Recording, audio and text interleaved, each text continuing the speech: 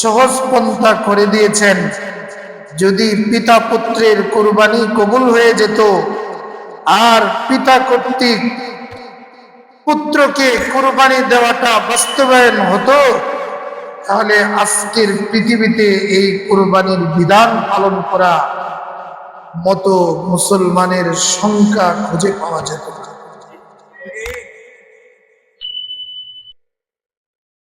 আল্লাহ তাআলা পরীক্ষা করেন বান্দাকে উন্নত করার জন্য। ক্লাসে দুর্বল ছেলেটা, দুর্বল ছাত্রটাকে উন্নত করার জন্য পরীক্ষার বিকল্প নাই। অনুরূপভাবে বান্দা আল্লাহর নৈকট্য লাভের জন্য পরীক্ষার কোনো বিকল্প নাই। আল্লাহ তাআলা ইব্রাহিম আলাইহিস সালাম খলিলুল্লাহ শুরু থেকেই পরীক্ষা করেছেন। وَإِذِ ابْتَلَى إِبْرَاهِيمَ رَبُّهُ بِكَلِمَاتٍ فَأَتَمَّهُنَّ।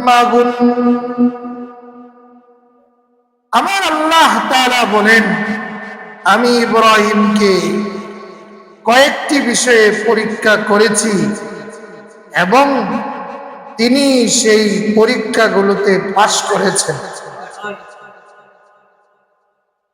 শুধু 50 নম্বরের পাস নয়, 100 নম্বরের পাস করেছে। সুবহানাল্লাহ। শুধু A+ নয়, গোল্ডেন A+।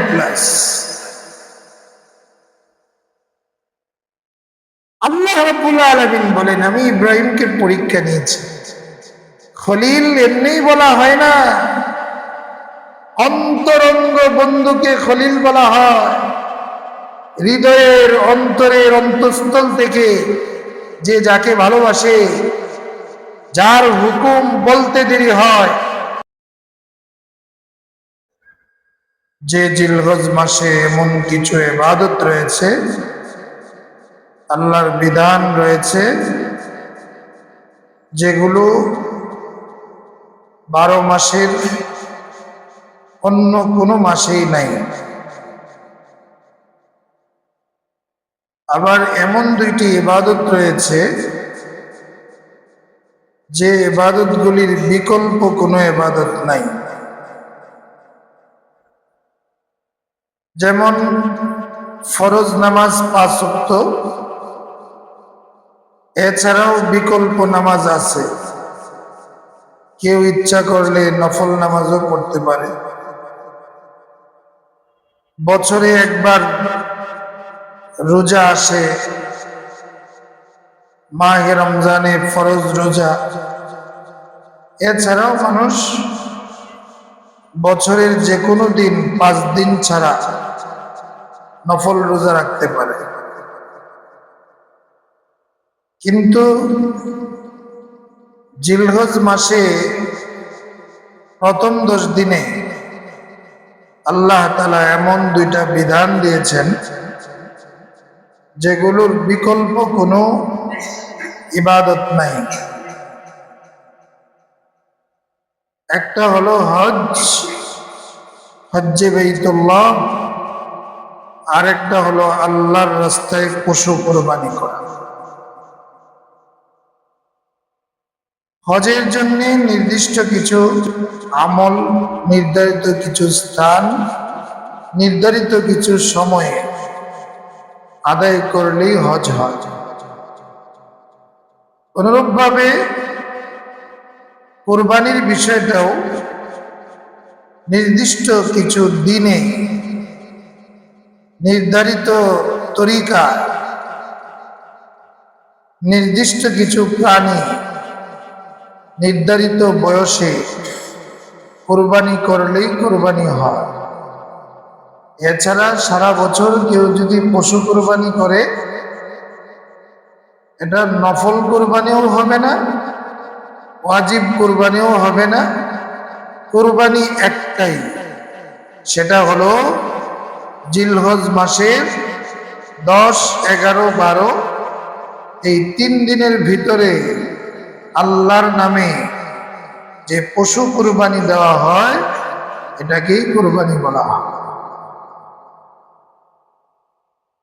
নফল কোনো কোরবানি নাই।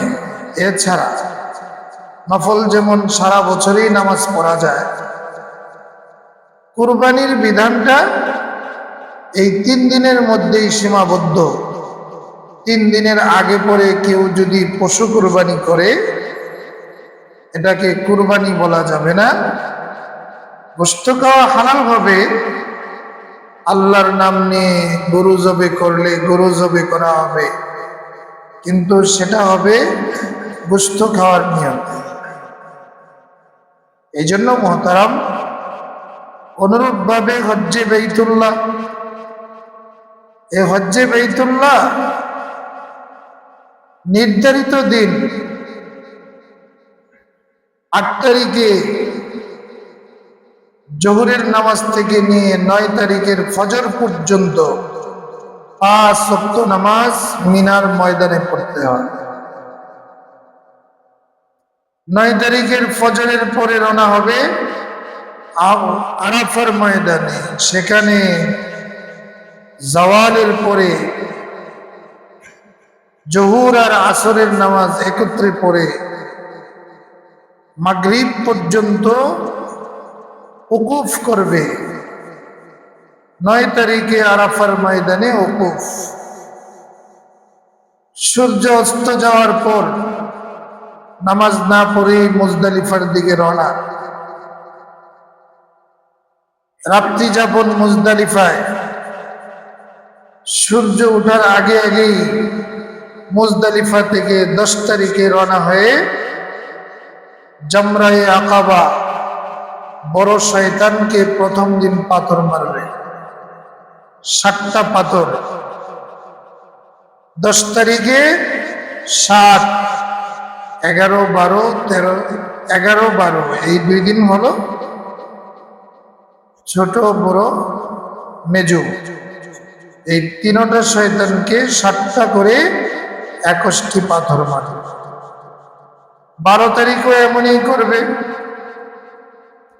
ইচ্ছা করলে কেউ 13 তারিখ থাকতে পারে, এটা ঐচ্ছিক, কিন্তু বিধান, ওয়াজিব বিধান হলো এই 3 দিন পাথর মারা। এরপরে কুরবানি করবে, মাথা হলক করবে, তওয়াফে জিয়ারত করবে। বলার উদ্দেশ্য হলো এই আরাফার ময়দানে